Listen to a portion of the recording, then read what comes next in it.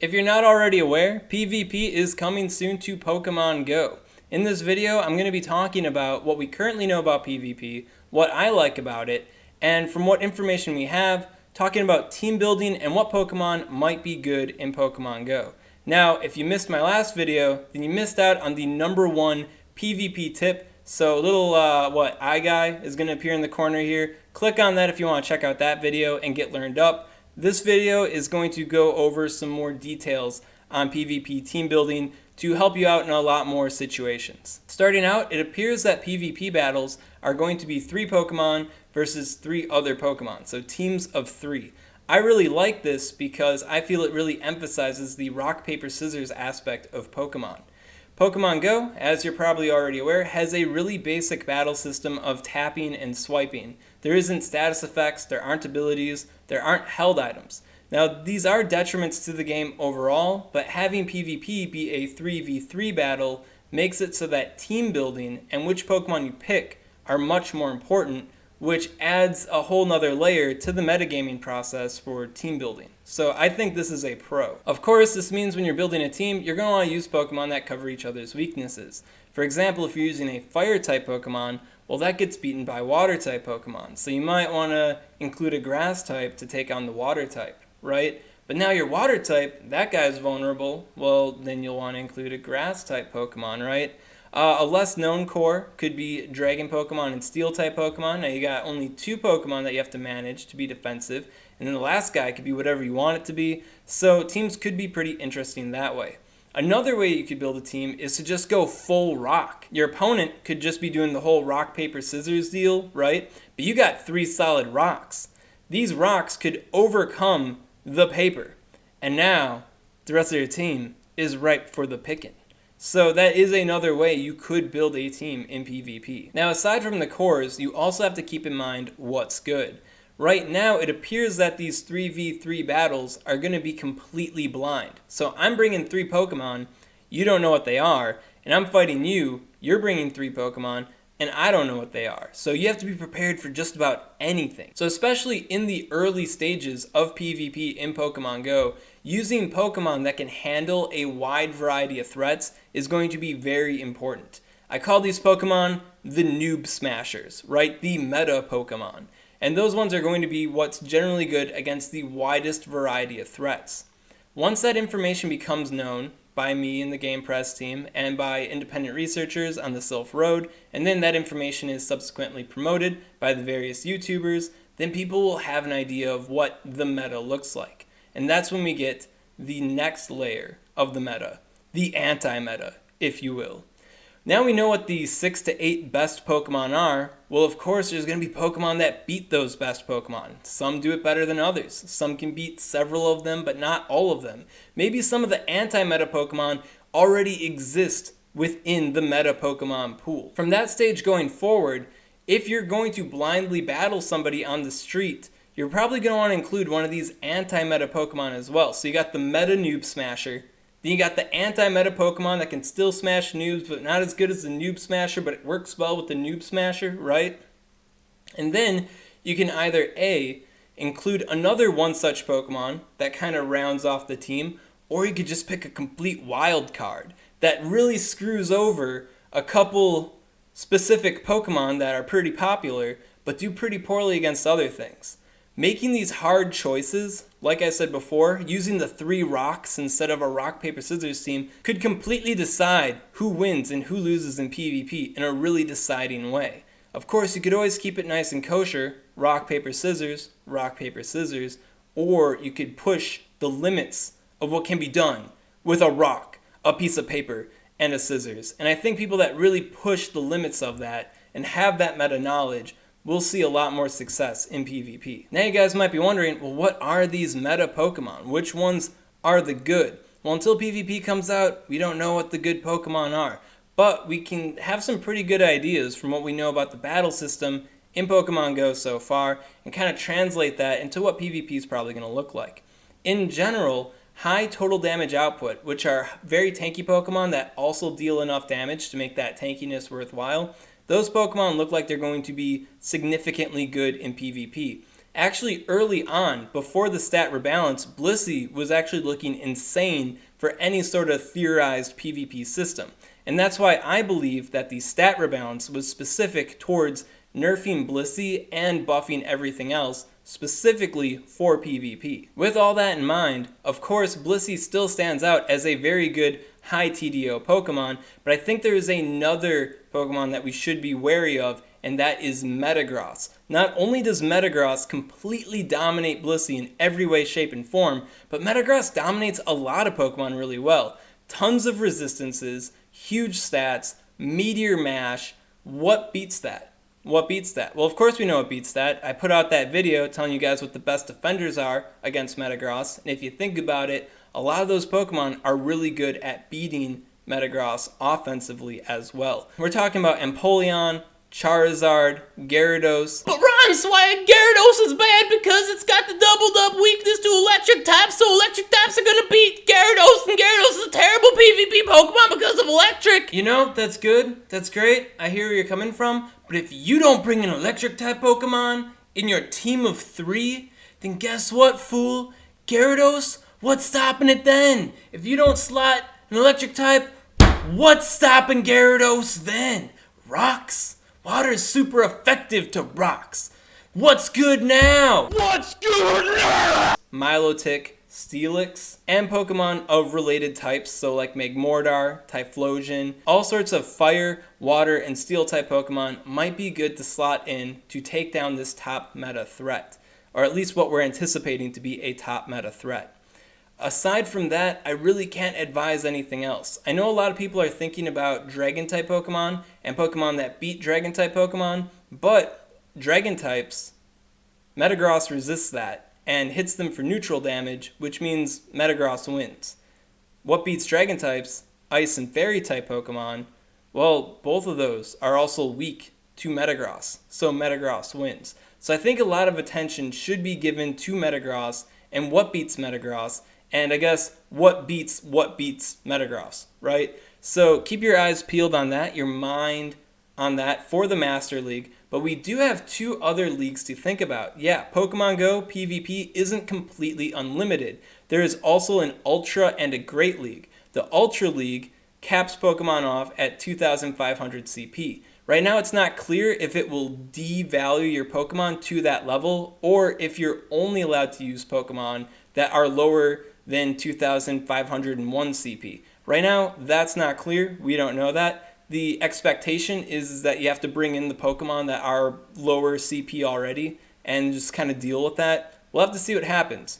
But different range. Then you have the Great League, and the Great League has 1,500 CP Pokemon. So these different metagames will also bring in different threats, because I can tell you from my experience with researching at CP performance for gym defense, a lot of pre-evolved Pokemon at the same CP range as their, higher stage Pokemon actually outperform them. For some Pokemon, it's the other way around. So I think these lower CP leagues will be very interesting for the PvP metagame. In fact, probably more interesting than the Master League itself. In that respect, while Metagross appears to be dominating the upper echelons of PvP in the Master League, when you break it down to the Ultra League, I think this is where we're going to see a lot more fire, water, and grass cores kind of dominating. Particularly starter type Pokemon with their busted Community Day moves like Blast Burn, Frenzy Plant, and Hydro Cannon. Now, of course, looking at the Pokemon available in this pool, which are Pokemon that are around 2,500 CP to begin with, there are other standout Pokemon that aren't starter type. For example, we have Victory Bell being a very good grass type Pokemon with Leaf Blade, which is a very good grass type move, which could take the place of a Venusaur, for example, that has Frenzy Plant. How good of a replacement is this truly going to be? I really can't say for sure right now. We'll have to see what happens when PvP comes to show, but I think at this range, these are going to be the types of Pokemon that dominate. I could be wrong. Now, when we break it down to the Great League, this is some uncharted territory because I have never really spent any time thinking about how good 1,500 CP Pokemon could be offensively. So I'm pretty excited to see PvP come out and to go over the numbers and the details to see which Pokemon are good there. Right now, Azumarill is looking pretty good, which is a Water and Fairy type Pokemon, but it's not so good where I can just sit here and be like, yeah, it's going to dominate. It is the Metagross of the Great League. I don't know that. I can't say that for sure. So in the coming weeks, it's going to be very interesting to see what is going on with the Great League and which Pokemon excel there. Right now, I'd like to say that the Great League is looking like the most interesting league of them all just because of how unknown it is. Maybe once we get more details on it, turns out it's the easiest league and there's only 4 things that are good in it.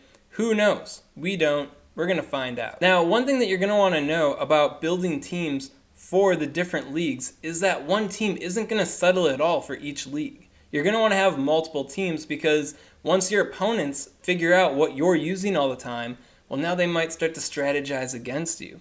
So you're going to have to change it up every now and then, keep them guessing. You're going to define your own personal meta from people fighting you, because if you fight Johnny down the street every Wednesday and the winner has to buy them a Subway sandwich, right? Well, you know that Johnny is always using his Charizard. Every time he uses a Charizard, you might want to include a Pokemon that just completely wrecks Charizard. Johnny wasn't expecting that. Now you're getting free Subway. So you're going to want to have multiple teams. Another reason why you're going to want to have multiple teams is because I believe weather is going to influence PvP battles. I don't see why it wouldn't, because it affects gym and raid battles. Why wouldn't weather affect PvP? So assuming that weather affects PvP battles, you'll want to have different Pokemon that function well in different types of weather. And on top of that, being mindful of the weather, if you think your opponent is mindful of the weather, then maybe include Pokemon that beat Pokemon that are good in that weather. See how there's some mind games going on? While the battle system is pretty basic, assuming it's pretty basic, just tap and swipe, I don't think things are going to be too wildly different from that. What Pokemon you bring into the fight and how well they perform, how well you are at building a team in Pokemon Go is going to be a huge indicator for success, and in my opinion is quite interesting. Now that aside, there is one hidden tip, one master Pokemon that may completely dominate the Ultra and Great Leagues, and that Pokemon is none other than Ditto. The thing about Ditto is Ditto copies the Pokemon that it's fighting. It copies their type, it copies their moveset, their defense stat, and their attack stat. Ditto retains its HP stat and its level. So a maxed out Ditto doesn't even reach 1000 CP if I recall correctly, but if you're bringing in a level 23.5, a 2500 CP Dragonite into a PvP battle with me in the Ultra League, and I'm bringing in a Ditto, well now you basically have to deal with a level 40 Dragonite. And from what I've looked into, even with the reduced Ditto HP, it doesn't matter, that level 40 Dragonite is going to wreck those 2500 CP babies. So big thing to keep in mind there is Ditto. And I think in that respect, if there are Pokemon that do have a really high CP cap that can perform decently well at these lower CP ranges, Ditto is going to be an excellent check to those Pokemon. So those are the positives I have on the PvP metagame. I really like that it's 3v3, really interesting to highlight the rock, paper, scissors aspect of Pokemon Go to make up for the basic battle system they have going on. And I really like that they have the 3 different leagues and having 2 of the leagues be based on CP, which is a system that is entirely unique to Pokemon Go. So I think that is all really cool, and I'm glad that they're doing it. But there are some problems with the PvP system that I see right now. Maybe these problems are already circumvented. Maybe they already have an idea to fix it, right? But ways that PvP could be improved. First off, as much as I like the 3v3 battle, I feel like it should be more like Battle Spot singles from the main series games. If you're unfamiliar, I think our battle party should be 6 Pokemon. And we can see what our opponent's 6 Pokemon are, and they can see our 6 Pokemon. And then we pick 3 of our Pokemon to fight our opponent based off of that information. That adds a whole new level of metagaming that is currently not existing in PvP. Right now, I'm just coming at you with 3 Pokemon blind. You're coming at me with 3 Pokemon blind. So that really does kind of shoehorn what we can pick. For example, we can never break away from using that noob smashing Pokemon because we don't know what we're going to be up against. But if I pick a whole team of 6 Pokemon and I see your whole team of 6 Pokemon, well now I can pick Pokemon specifically to beat you. For example, if you see I got a Dragonite on my team, and I see on your team you got 2 Fairy types and an Ice type Pokemon, well then I'm probably not going to want to pick Dragonite. But then you, seeing that I got a Dragonite, and you, knowing that you got the 2 Fairies and the Ice type, now you can expect that I'm not going to pick Dragonite. And then you might not even use those 3 Dragon counters, and you might opt to pick 3 other Pokemon that are usually vulnerable to Dragonite, but now you're pretty sure I'm not going to pick Dragonite, right? But then, let's say I Galaxy Brained you and figured that you weren't going to pick any of those 3 Dragon counter Pokemon, because why would I pick a Dragonite seeing those Pokemon? But then I picked a Dragonite anyways, right? But then you Galaxy Brained me, and then you picked all 3 of those Pokemon just to ruin my day, because you knew that I knew that you knew. See how this could get way more interesting than just going in blind, right? I like this. I like that. So I hope that PvP in Pokemon Go implements that kind of feature if it's not already in place, because having 6, seeing your 6, and then picking 3 is way more interesting, in my opinion, than going in blind. Another problem that appears to exist with PvP, we actually don't know if it's a problem yet, but rumor has it that there's going to be rewards associated with PvP. The fact of the matter is that if there are rewards with PvP, that's going to benefit some players way more than others. For example, we got Johnny 2 Phones. Tapping away at both phones, he wants to get rewards on his main account. Well, every day, maybe every 5 minutes, Johnny's beating his alt account, his dummy account, and he's winning all the time. Now, let's dial it back, make it a little bit less malicious. Let's say Johnny has a girlfriend. We're going to call her Janie. So we got Janie and Johnny. They live together. They fight each other in PvP every day, and they reap the rewards every day from PvP because of it. That's kind of unfair for the lonely incels of the world, like myself, who don't have a Janie living at home with them. I live with my parents, but they're not going to play Pokemon Go, so related? But yeah, so the base fact remains. If there are benefits to be gotten from PvP, it's going to benefit some players more than others. I think a way to circumvent this is to have, like, online, maybe AI-controlled PvP battles. For example, I can whip out my phone, I can enter the online PvP arena. Maybe I have to use a PvP pass for it, right? So it's like a daily reward kind of thing. And I fight a random 3 Pokemon AI-controlled team that somebody uploaded. Maybe there is an ELO system, so the winners fight the winners, where people that lose more fight people that lose more, right? So it's like similar skill and build level, you know?